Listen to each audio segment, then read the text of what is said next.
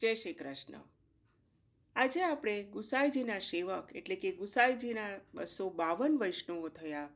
તેમાંનો એક ગુસાઈજીનો સેવક જે કૃષ્ણ ભટ્ટજી હતા, તેમનો આજે આપણે એક પ્રસંગ લઈએ.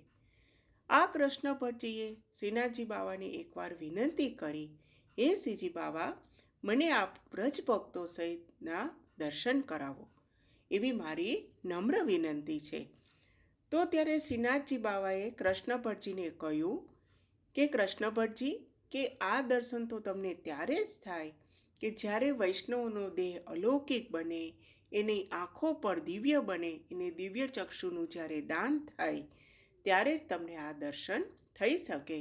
આ દેહથી તો તમે ક્યારેય દર્શન ન કરી શકો. હવે એકવાર કૃષ્ણ ભટ્ટજીને શ્રીનાથજી બાવાએ દર્શન તો આપ્યા હતા, કારણ કે એમની ઉપર પ્રભુની કૃપા હતી. શ્રીનાથજી બાવા તેમની સાથે વાતો પણ કરતા હતા અને કૃષ્ણ ભટ્ટજી પાસે તેમને ચરણ સ્પર્શ પણ કરાવેલા હતા. પરંતુ હવે કૃષ્ણ ભટ્ટજીને એમની વ્રજ ભક્તો સહિત જે લીલાના દર્શન તેમને કરવા હતા, પરંતુ આપણા શ્રીજી બાવાએ તો ચોખ્ખી ના પાડી દીધી. અને આ જે અલૌકિક સ્ત્રી ભાવનું દાન છે, એ તો શ્રી સ્વામિનીજીના હાથમાં છે.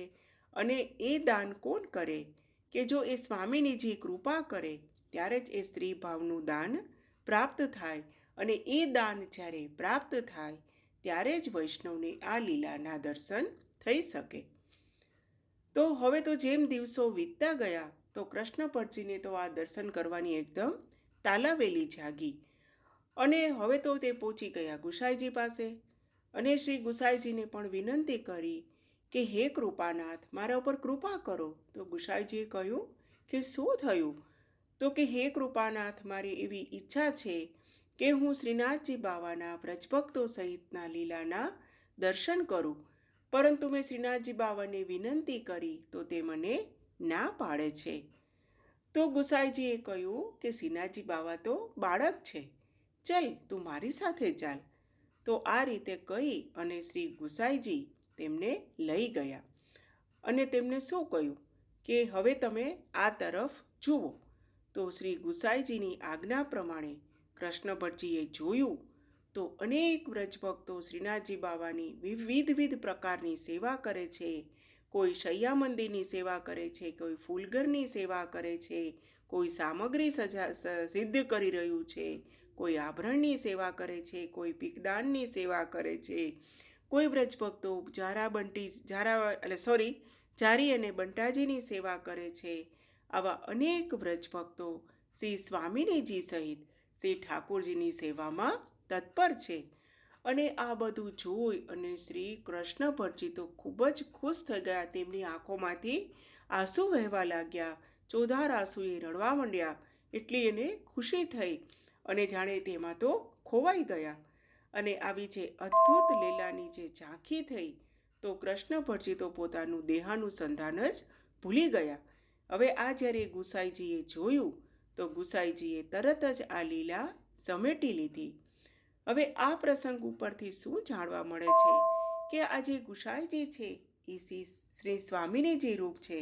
અને જ્યારે આપશ્રીની કૃપા થઈ, ત્યારે જ કૃષ્ણ ભટ્ટજીને આ અલૌકિક સ્ત્રી ભાવની પ્રાપ્તિ થઈ અને તેમને લીલાના દર્શન થયા.